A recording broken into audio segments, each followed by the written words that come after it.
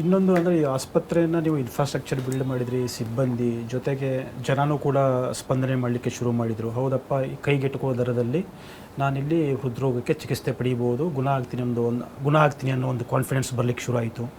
So ಆಸ್ಪತ್ರೆ ದೊಡ್ಡದಾಗಿ ಬೆಳೀತಾ ಹೋಗುತ್ತೆ. ಅದರ ಜೊತೆಗೆ ನಿಮಗೆ ಅನುದಾನ ಆಗಿರ್ಬೋದು, ಆಮೇಲೆ ನಿಮಗೆ ಕಾರ್ಪೊರೇಟ್ ಫಂಡ್ಸ್ ಆಗ್ಬೋದು, ಎಲ್ಲ ಬರಲಿಕ್ಕೆ ಶುರು ಆಯಿತು.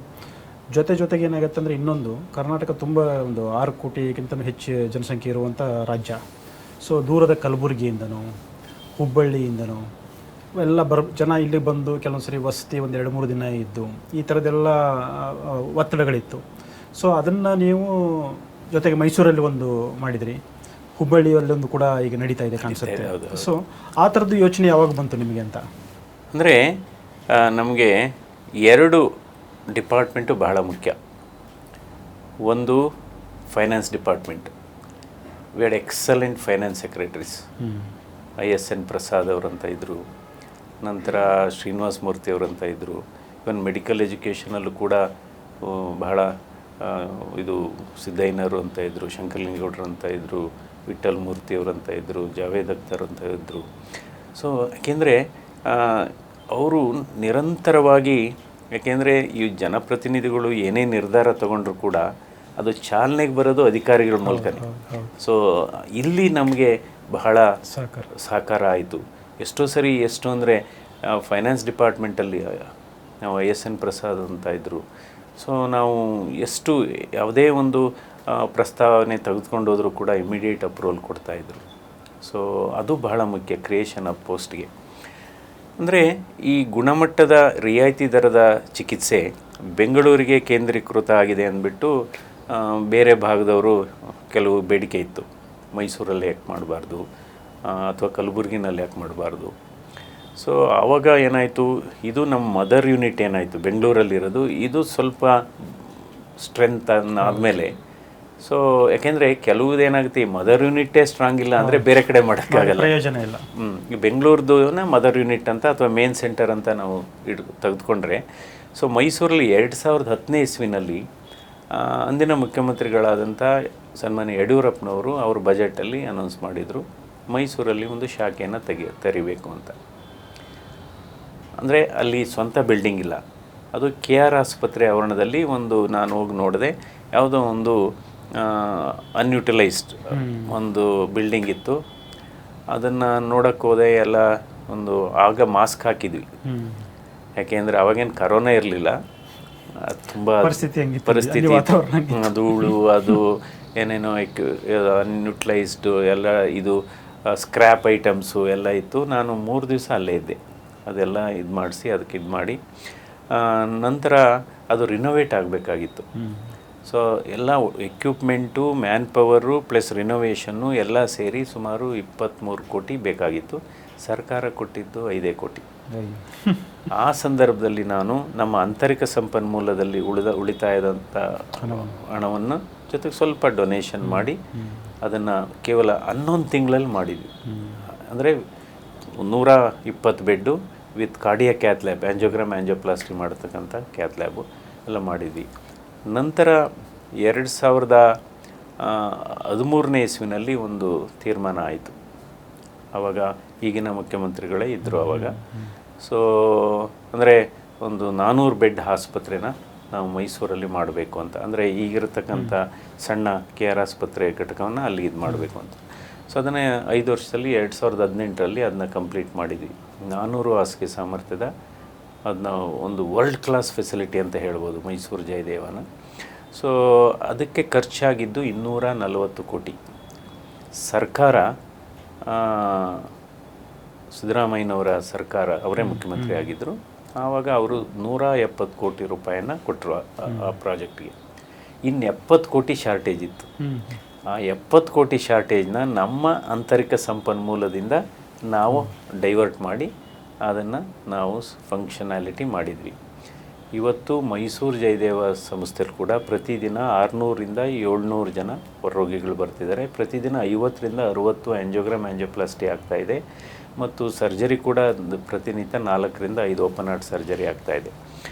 ಅದನ್ನು ಕಟ್ಟುವ ಸಂದರ್ಭದಲ್ಲಿ ನಾನು ಕನ್ಸ್ಟ್ರಕ್ಷನ್ ಆಗುವಾಗ ಆ ಪೀರಿಯಡಲ್ಲಿ ನಾನು 65 ಬಾರಿ ನಾನು ವಿಸಿಟ್ ಮಾಡಿದ್ದೀನಿ ಕನ್ಸ್ಟ್ರಕ್ಷನ್ ಸೈಟ್. ಸೊ ಅಲ್ಲಿ ಇದ್ದವರು ಕಾಂಟ್ರಾಕ್ಟ್ರು ಕೇಳ್ತಾಯಿದ್ರು, ಸರ್ ನಮಗೆ ಮರಳು ಸಿಗ್ತಾ ಇಲ್ಲ, ಅವಾಗೇನೋ ಪಾಲಿಸಿ ಪ್ರಾಬ್ಲಮ್ ಆಗಿದೆ, ರಿವರ್ ಸ್ಯಾಂಡ್ ತೆಗಿಯಾಗಿಲ್ಲ, ಸ್ಯಾಂಡ್ ಯೂಸ್ ಮಾಡಿ ಹಾಗೆ ಹೀಗೆ ಅಂತ. ನಂತರ ನಾನು ಈ ಸಕಲೇಶ್ಪುರದ ಇಂಜಿನಿಯರಿಂಗ್ ಯೂನಿಟಿಗೆ ಫೋನ್ ಮಾಡಿ ಸ್ವಲ್ಪ ಮರಳನ್ನ ಕೊಡಿಸ್ತಾ ಇದ್ದೆ ನಾನು. ನಂತರ ಇಟ್ಟಿಗೆದೇನೋ ಪ್ರಾಬ್ಲಮ್ ಇತ್ತು ಕಾಂಟ್ರಾಕ್ಟ್ರದ್ದು, ಅದನ್ನೇನೋ ಚಾಮರಾಜನಗರದಿಂದ ನಾನು ಫೋನ್ ಬರ್ತಾರೆ. ನಂತರ ಅವರೆಲ್ಲ ಕೇಳ್ತಾಯಿದ್ರು, ಡಾಕ್ಟ್ರೇ ನೀವು ನಿಮ್ಮ ಸ್ವಂತ ಆಸ್ಪತ್ರೆ ಕಟ್ಟಿಸ್ತಾ ಇದ್ದೀರಾ ಅಥವಾ ಒಂದು ಸರ್ಕಾರಿ ಆಸ್ಪತ್ರೆ ಕಟ್ಟಿಸ್ತಾ ಇದ್ದೀರಾ ಅಂತ. ನಾನು ಹೇಳಿದೆ, ಇದು ಸರ್ಕಾರಿ ಆಸ್ಪತ್ರೆನೇ ನಿಜ, ಆದರೆ ನಾವು ಇರೋ ತನಕ ಅದು ನಮ್ಮ ಆಸ್ಪತ್ರೆ ಅಂತಲೇ ನಾವು ಅದನ್ನು ನೋಡ್ಕೋಬೇಕು ಅಂತ ಹೇಳಿದೆ. ಸೊ ಹೀಗಾಗಿ ಹುಬ್ಬಳ್ಳಿ ಆಸ್ಪತ್ರೆ ಯಾವಾಗ ಆರಂಭ ಆಗುತ್ತೆ, ಎಲ್ಲಿಗಿದೆ ಆ ಪ್ರಾಜೆಕ್ಟು? ಅಂದರೆ ಹುಬ್ಬಳ್ಳಿನಲ್ಲಿ ಬಸವರಾಜ ಬೊಮ್ಮಾಯಿ ಅವರು ಮುಖ್ಯಮಂತ್ರಿ ಆಗಿದ್ದಾಗ ಅಲ್ಲಿ ಒಂದು ಆಸ್ಪತ್ರೆ ಮಾಡಬೇಕು ಅನ್ನುವ ನಿರ್ಧಾರ ತೆಗೆದುಕೊಂಡು ಅದು ಈಗ ಇದು ಕಾಮಗಾರಿ ಶುರುವಾಗಿದೆ. ಅದು 430 ಹಾಸಿಗೆ ಸಾಮರ್ಥ್ಯದ ಆಸ್ಪತ್ರೆ ಏರ್ಪೋರ್ಟ್ ಹತ್ರ ಬರ್ತಾಯಿದೆ, ಹುಬ್ಬಳ್ಳಿ ಏರ್ಪೋರ್ಟ್ ಪಕ್ಕನೇ ಬರ್ತಾಯಿದೆ, ರಾಯನಾಳ ಅಂತ. ಅದು ಬಹುಶಃ ಅದು ಇನ್ನು 2.5-3 ವರ್ಷದಲ್ಲಿ ಅದು ಕಂಪ್ಲೀಟ್ ಆಗ್ಬೋದು. ಯಾವುದು ಅಂದರೆ ನಮ್ಮ ಮೂಲ ಉದ್ದೇಶ ಏನಪ್ಪ ಅಂದರೆ ಇದು ರೆವಿನ್ಯೂ ಡಿವಿಷನಿಗೆ ಮಾತ್ರ ಸೀಮಿತ ಆಗಿರಬೇಕು ಅಂತ. ಈಗ ಬೆಂಗಳೂರಲ್ಲಿದೆ, ನಂತರ ಮೈಸೂರು ಅಂದರೆ ಅದು 5 ಜಿಲ್ಲೆಗೆ ಕ್ಯಾಟ್ರಿಂಗ್ ಮಾಡ್ತಾ ಇದೆ. ಅದು ಮೈಸೂರು, ಚಾಮರಾಜನಗರ, ಕೊಡಗು, ಹಾಸನ, ಮಂಡ್ಯ ಆ ಕಡೆ. ಇನ್ನು ಕಲಬುರಗಿನಲ್ಲಿ 2016ನೇ ಇಸ್ವಿನಲ್ಲಿ 130 ಹಾಸಿಗೆ ಸಾಮರ್ಥ್ಯದ ಜಯದೇವ ಹೃದ್ರೋಗ ಘಟಕವನ್ನು ನಾವು ಕಾರ್ಯರೂಪಕ್ಕೆ ತಂದ್ವಿ. ಅಲ್ಲೂ ಕೂಡ ಏನಾಯಿತು, ಅದಕ್ಕೂ ಕೂಡ ಸುಮಾರು ಈಗಿರೋದು 130 ಬೆಡ್ಡು, ಹೊಸ್ದಾಗಿ ಆಗ್ತಾ ಇರೋದು 371 ಬೆಡ್ಡು. ಬಹುಶಃ ಅದು ಇನ್ನೊಂದು 3 ತಿಂಗಳಲ್ಲಿ ಅದು ಆರಂಭ ಆಗುತ್ತೆ. ಸೊ ಅದೊಂದಿತ್ತು ನನಗೆ, ನಾನು ಅದನ್ನು ಉದ್ಘಾಟನೆ ಮಾಡಿ ಅದನ್ನು ಫಂಕ್ಷನಲ್ ಮಾಡಿ ನಿವೃತ್ತಿ ಆಗಬೇಕು ಅಂತ ಅಂದ್ಕೊಂಡಿದ್ದೆ, ಅದಾಗಲಿಲ್ಲ. ಸೊ ಹೀಗಾಗಿ ಈಗಿರತಕ್ಕಂಥ 130 ಬೆಡ್ ಫೆಸಿಲಿಟಿ ಗುಲ್ಬರ್ಗದಲ್ಲಿ ಏನಿದೆ ಅದಕ್ಕೆ ಸರ್ಕಾರ ಕೊಟ್ಟಿದ್ದು 3 ಕೋಟಿ, ಅದಕ್ಕೂ 25 ಕೋಟಿ ಖರ್ಚಾಯಿತು.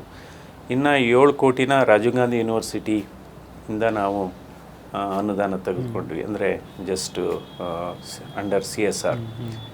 ನಂತರ KKRDBಯಿಂದ 7 ಕೋಟಿ, 17 ಆಯಿತು. ಇನ್ನೂ 8 ಕೋಟಿ ಶಾರ್ಟೇಜ್ ಇತ್ತು, ಅದನ್ನು ನಾವು ಆಂತರಿಕ ಸಂಪನ್ಮೂಲ ಇದರಿಂದ ಮಾತಾಡಿ ಕಲಬುರಗಿ ಜಯದೇವ ಆಸ್ಪತ್ರೆ ಏನಿದೆ 2016ನೇ ಇಸ್ವಿನಲ್ಲಿ ನಾನು ಈಗಾಗಲೇ ಹೇಳಿದಾಗೆ ಅದನ್ನು ಪ್ರಾರಂಭ ಮಾಡಿದ್ವಿ.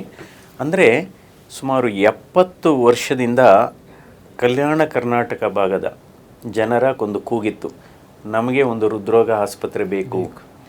ಮೊದಲೇನಾಗ್ತಾ ಇತ್ತು ಅಂದರೆ ಕಲಬುರಗಿ ಭಾಗದ ಹೃದ್ರೋಗಿಗಳು ಹೈದರಾಬಾದ್ಗೆ ಹೋಗಬೇಕು, ಶೋಲಾಪುರ್ಗೆ ಹೋಗಬೇಕು.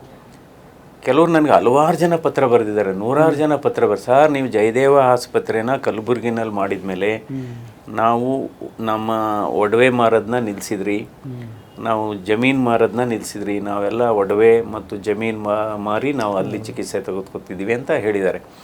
ನಾವು ಈಗಿರತಕ್ಕಂಥ ಕಲಬುರಗಿ ಘಟಕದಲ್ಲಿ ಅಂದರೆ 130 ಫಂಕ್ಷನ್ ಆಗ್ತಾ ಇರೋದು, ಈ 371 90% ಮುಗಿದಿದೆ ವರ್ಕು. ಅದು ಇನ್ನೊಂದು ಬಹುಶಃ ಇನ್ನೊಂದು 3-4 ತಿಂಗಳಲ್ಲಿ ಅದು ಫಂಕ್ಷನ್ ಮಾಡಲಿಕ್ಕೆ ಪ್ರಾರಂಭ ಆಗುತ್ತೆ. ಆದರೆ ಈಗಿರೋ ಎಕ್ಸಿಸ್ಟಿಂಗ್ ಫೆಸಿಲಿಟಿನಲ್ಲೇ ಕಲಬುರಗಿನಲ್ಲಿ ಕಳೆದ ನಾವು 7 ವರ್ಷದಲ್ಲಿ ಸುಮಾರು 5 ಲಕ್ಷ ಹೊರರೋಗಿಗಳಿಗೆ ಚಿಕಿತ್ಸೆ ಕೊಟ್ಟಿದ್ದೇವೆ. 30,000 ಕ್ಯಾಥ್ಲ್ಯಾಬ್ ಪ್ರೊಸೀಜರ್ಸ್ ಮಾಡಿದೆ, ಆ್ಯಂಜಿಯೋಗ್ರಾಮ್, ಆ್ಯಂಜಿಯೋಪ್ಲಾಸ್ಟಿ, ಸ್ಟೆಂಟ್ ಇದು, ಮತ್ತು 1200 ಓಪನ್ ಹಾರ್ಟ್ ಸರ್ಜರಿ ಕೂಡ ಅಲ್ಲಿ ಮಾಡಿದ್ದೇವೆ. ನಂತರ ಈ ಕಲಬುರಗಿ ಹೋಗ್ತಕ್ಕಂಥ ಆ ಸಂದರ್ಭದಲ್ಲಿ ಏನಾಗ್ತಿತ್ತು, ಅಲ್ಲಿ ರಿನೋವೇಷನ್ ಮಾಡಿದ್ವಿ ನಾವು ಈಗಿರೋದು ಫೆಸಿಲಿಟಿನ. ಅಲ್ಲಿ ಯಾರು ಅಂತ ಸ್ಕಿಲ್ಡ್ ಲೇಬರ್ ಇರಲಿಲ್ಲ.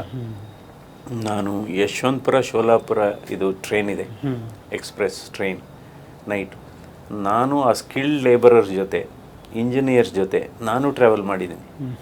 ಇಲ್ಲ ಇದು ಸರಿಯಾಗಿ ಆಗಬೇಕು, ಇದು ಸರಿಯಾಗಿ ಆಗಬೇಕು ಅಂತ. ಸೊ ಇವಾಗೇನು ಏರ್ಪೋರ್ಟ್ ಬಂದಿದೆ ಅಥವಾ ಏರ್ಕ್ರಾಫ್ಟ್ಸ್ ಇದೆ, it's A different issue. So ಹೀಗಾಗಿ ಇವತ್ತು ಈ ಕಲಬುರಗಿ ಜಯದೇವ ಏನಿದೆ, ಈಗ ಹೊಸದು 371 ಹಾಸಿಗೆ ಸಾಮರ್ಥ್ಯದ ಆಸ್ಪತ್ರೆ KKRDB ಅನುದಾನದಲ್ಲಿ ಆಗ್ತಾಯಿದೆ. ಅಲ್ಲಿಗೂ ಕೂಡ ಒಂದು 50 ಕೋಟಿ ಅಡಿಷನಲ್ ಆಗಿ ಬೇಕಾಗುತ್ತೆ. ಅದನ್ನು ಆಂತರಿಕ ಸಂಪನ್ಮೂಲದಿಂದಲೇ ನಾವು ಮಾಡಬೇಕಾಗುತ್ತೆ. ಸೊ ಅಲ್ಲಿ ಅಂದರೆ ನಾವು ನಿರ್ದೇಶಕನಾಗಿ ಕೆಲಸ ಮಾಡತಕ್ಕಂಥ ಸಂದರ್ಭದಲ್ಲಿ ನಾನು ವೈದ್ಯನಾಗಿ ಕೆಲಸ ಮಾಡಿದ್ದೇನೆ, ಡೈರೆಕ್ಟ್ರಾಗಿ ಕೆಲಸ ಮಾಡೋದ್ರ ಜೊತೆಗೆ ನಾನು ಡಾಕ್ಟ್ರಾಗಿ ಕೆಲಸ ಮಾಡಿದ್ದೇನೆ, ಇಂಜಿನಿಯರ್ ಆಗಿ ಕೆಲಸ ಮಾಡಿದ್ದೇನೆ, ಆರ್ಕಿಟೆಕ್ಟ್ ಆಗಿ ಕೆಲಸ ಮಾಡಿದ್ದೇನೆ, ಫಿಲಾಂಥ್ರಫಿಸ್ಟ್ ಆಗಿ ಕೆಲಸ ಮಾಡಿದ್ದೇನೆ, ಮೇಸ್ತ್ರಿಯಾಗಿ ಹೌದು ಮಾಡಿದ್ದೇನೆ. ನೋಡಿ, ಈ ಗುಲ್ಬರ್ಗ ಬಗ್ಗೆದೇ ಹೇಳ್ತೀನಿ. ನಾನು 2 ವರ್ಷದಿಂದ ಹೋದಾಗ ಕನ್ಸ್ಟ್ರಕ್ಷನ್ ಆಗ್ತಾಯಿತ್ತು, ಆರ್ಕಿಟೆಕ್ಟ್ ಕೂಡ ಇದ್ದರು. ಅವರೇನು ಮಾಡಿದ್ದಾರೆ, ಬಿಲ್ಡಿಂಗು ಮುಂಭಾಗದಲ್ಲೇ 14 ಅಡಿ ಗೋಡೆ ಕಟ್ಟಿದ್ದಾರೆ. ಕಾಂಪೌಂಡ್ ಅಲ್ಲ, 14 ಅಡಿ ಗೋಡೆ, ಕಾಂಪೌಂಡ್ಗೂ ಬಿಲ್ಡಿಂಗಿಗೂ ಮಧ್ಯ. ನಾನು ಏನಿದು ಆಸ್ಪತ್ರೆನೇ ಕಾಣ್ತಾ ಇಲ್ವಲ್ಲಪ್ಪ, ಹಾಗೆ ಇರಲಿಲ್ಲ ಸರ್, ಇದು ಏನೋ ಮಾಡ್ರನ್ ಟೈಪ್, ಇದು ನಾವು ಸೈಡಿಂದ ಸುಮಾರು ಗ್ರೇಡಿಯಂಟ್ ಇದೆ, ಸುಮಾರು ಎಷ್ಟು ಒಂದು 200 ಮೀಟ್ರ್ ನಡಿಬೇಕು ರೋಗಿಗಳು. ನಾನು ಹೇಳಿದೆ, ಮೊದಲೇ ಈ ಹಾರ್ಟ್ ಪೇಷಂಟ್ಸು ಆ ಥರ ನಡಿಲಿಕ್ಕಾಗಲ್ಲ, ಅದು ಎಮರ್ಜೆನ್ಸಿಗೆಲ್ಲ ಇರುತ್ತೆ ಅಂದ್ಬಿಟ್ಟು ಆ ಗೋಡೆನ ಒಡ್ಸಾಕಿ ನಾನು ಅವ್ರಿಗೆ ಕೇಳಿದೆ, ನೀವು ಈ ಕಡೆ ಬಂದು ನಿಂತ್ಕೊಳ್ಳಿ, ಈ ಬಿಲ್ಡಿಂಗ್ ಕಾಣ್ತಾ ಇದೆಯಾ ನೋಡಿ ಅಂತ. ಕಾಣ್ತಾ ಇಲ್ಲ. ಮತ್ತು ನಮಗೆ ಬಿಲ್ಡಿಂಗ್ ಕಾಣದೇ ಇದ್ದರೆ ಇನ್ನು ರೋಗಿಗಳಿಗೆ, ಸಾರ್ವಜನಿಕರಿಗೆ ಹೇಗೆ ಕಾಣುತ್ತೆ? ಇವತ್ತು ಅದ್ಭುತವಾಗಿ ಅದರ ಎಲಿವೇಶನ್ ಬಂದಿದೆ.